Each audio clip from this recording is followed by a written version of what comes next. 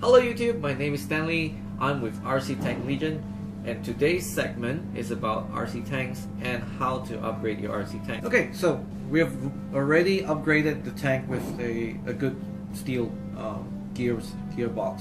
What do we do next? The next thing you should upgrade is the metal sprockets. So for this version, this is the T90 metal sprockets, and it comes with anti-slip rings. On the real tank it doesn't actually have this, but for our RC tanks this is really essential so the tracks doesn't slip off. And it's really annoying for every time that the tracks slip off, you have to stop your tank and you have to put it back on. So with this anti-slip, almost never comes off. So this is really good. This is a DKLM sprocket, very well made, very well detailed. This is highly recommended. It also comes with the idler wheels. And usually when you change sprockets, you always change it with the idler wheels. And idler wheels, the best ones always come with a bearing. You know, because stock ones don't. They just come with a little brass bushing, and when you turn, sometimes it just sees shut. It doesn't turn at all. So with a bearing, although the screw that you use to tighten it to the chassis is tight, but with a bearing you'll still turn, and it'll give you much better speed. And that's it for this particular upgrade. This is the next thing you should upgrade after upgrading your gearbox. Next up, to upgrade after changing your gearbox, sprockets and idler wheels, is your metal tracks. The difference between the metal tracks and your stock plastic tracks is, first, is obviously the material. Being metal is a far more durable material. It is a lot more heavier. It gives weight to your tank. So it gives scale weight to your tank. It makes it heavier, so when it goes through obstacles, it's far more planted on the ground. You know. Also, a lot more detail. You could have a lot more detail on the metal track versus the plastic ones, such as these. The track horns are scale shaped, and even has double pins, just like the real thing. Whereas on your stock Henglong ones, there's only a single pin, and that's how they cheat the detail, you see.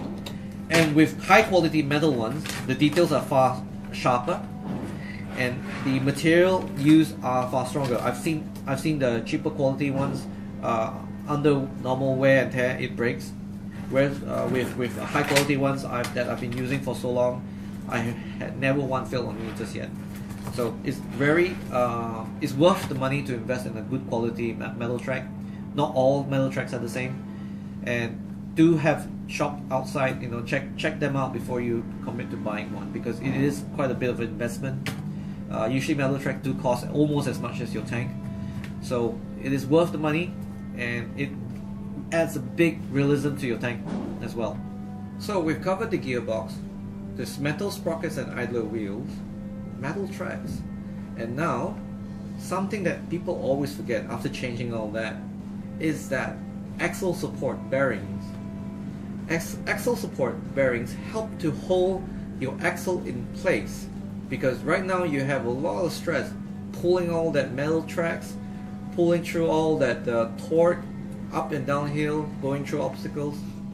Your sprockets will be moving all over the place, and this actually contributes to your track slipping off the sprockets. Okay, I'm showing you here, this is the drive axle and the output shaft from the gearbox. As you can see, it flexes a lot. I'm going to put something on it, and you see how much, you see how exaggerated is this movement, right?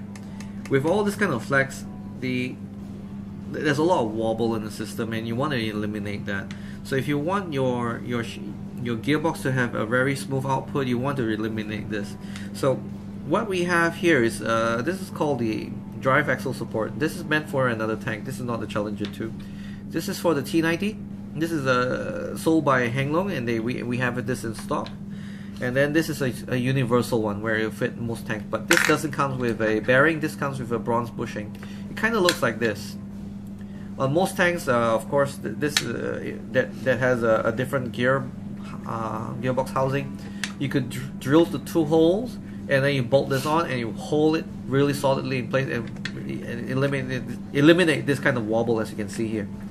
So of course there's a specific one that we don't have for the Challenger 2 because that's under development, but we're designing our own. and this would really improve your performance just that little bit. So now moving on from the axle support bearings, now moving on to metal road wheels. Okay, so we've covered the gearbox, metal sprockets and idler wheels, metal tracks, axle support, and then this is something that this is kind of optional for most people. It's up to you. A lot of people like it anyway because it does add weight to the tank, and with added weight of the tank, it's a lot more stable when you go through obstacles. It looks a lot more scalable. With added weight, our RC tanks, when you go through obstacles, is a lot more stable, a lot more planted to the ground. It doesn't bounce around like a toy. One of the advantages of changing your wheels is that they all have bearings, whereas with a standard wheel, it doesn't have the bearings. And compare that with a metal road wheel that has bearings, it turns far smoother, as you can see, like a lot smoother than the standard ones.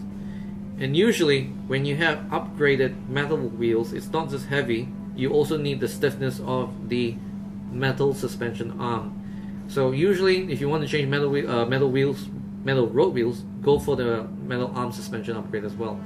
Springs is not necessary. It all depends on how heavy is your tank. If you want it, if your tank's suspension is not hard enough, then only you upgrade.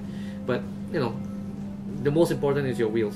All the upgrades you see here can be obtained from our web store, rctanklegion.com, or our Facebook page, RC Tank Legion, and also check us out at our retail store at the address located below. And as usual, please like our video and subscribe.